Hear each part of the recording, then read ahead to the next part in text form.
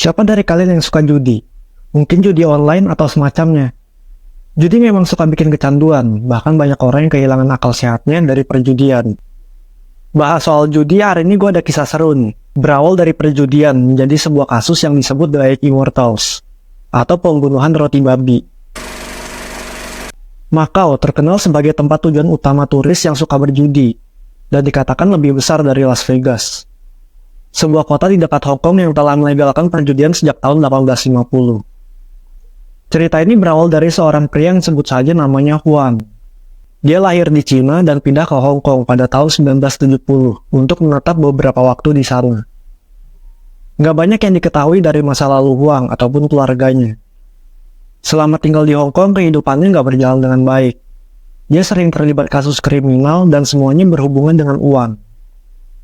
Pernah dia membunuh seorang pria karena uang.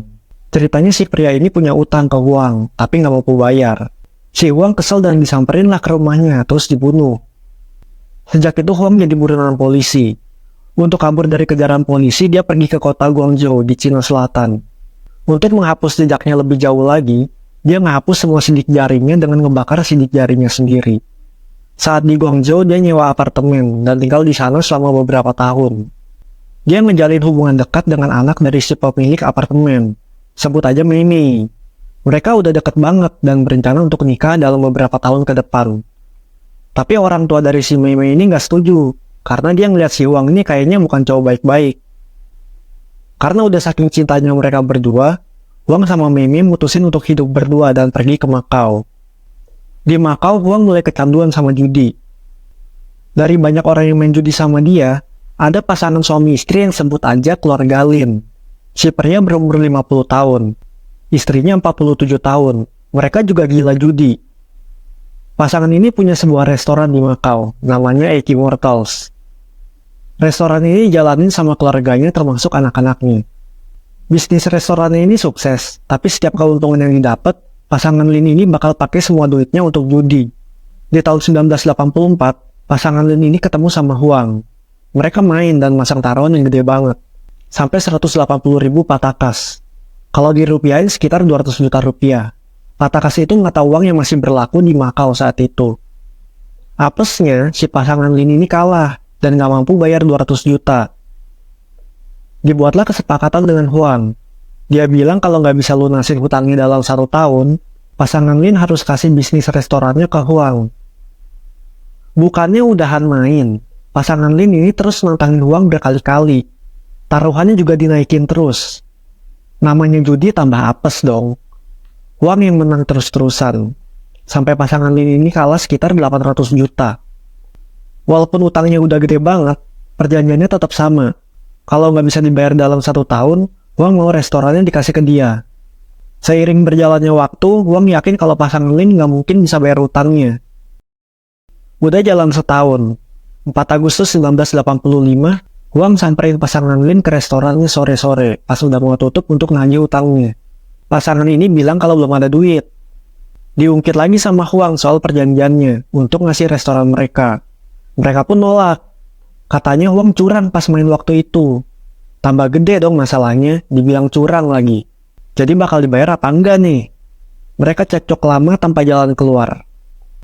Udah emosi, si Huang ngambil botol bir, terus dipecahin untuk dijadiin senjata. Satu anaknya yang masih umur 7 tahun ada di situ, dan dijadiin sandera bakal dibunuh. Huang minta semua keluarga Lin untuk saling ikat satu sama lain. Mereka nurut aja karena ketakutan.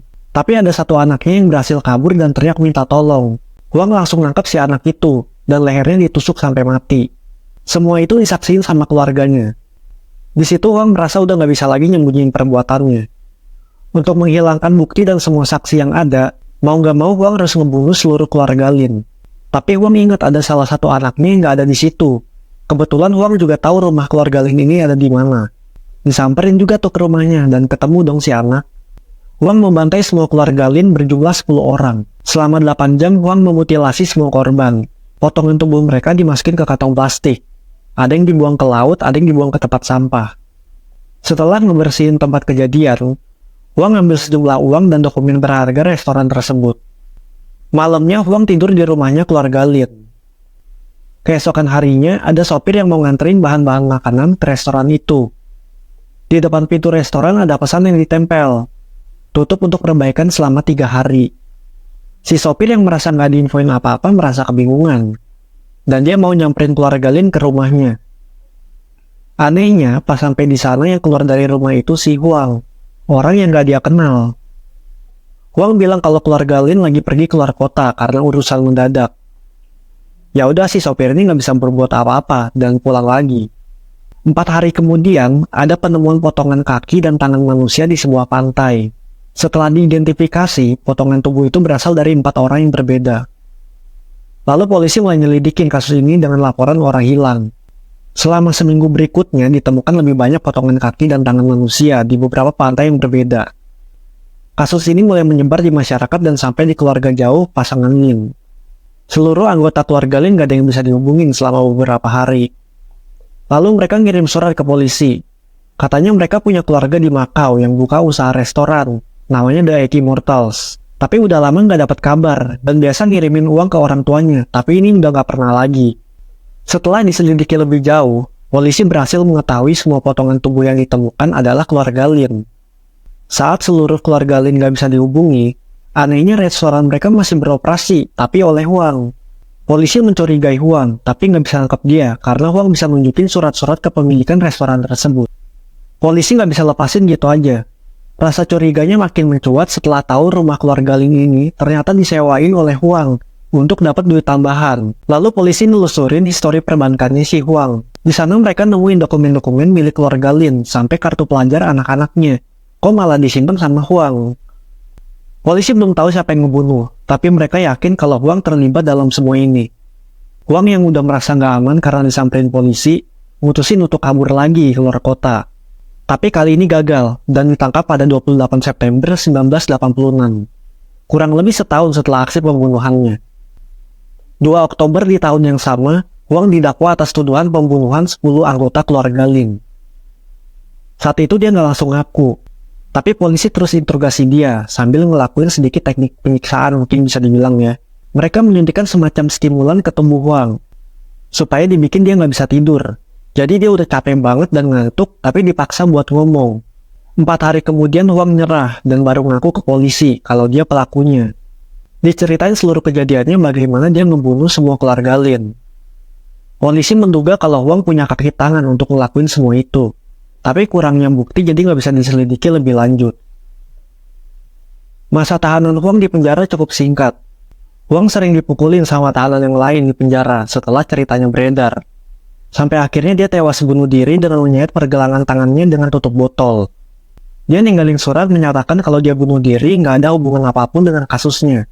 Tapi karena dia punya sakit asma kronis dan dia udah nggak tahan dengan asmanya. Kalian ingat kan kalau bagian tubuh yang ditemukan di pantai itu baru bagian kaki dan tangan korban, tapi nggak ada potongan tubuh yang lainnya. Dari sini muncullah rumor kalau Huang memotong kecil-kecil sisa tubuhnya dan menggunakan daging si korban sebagai pengganti daging babi untuk isian roti di restorannya. Diduga supaya lebih mudah ngilangin bukti-bukti kriminalnya. Banyak juga yang cerita kalau mereka makan di restoran itu setelah pembunuhan terjadi. Restoran The Immortals ini akhirnya disita oleh polisi.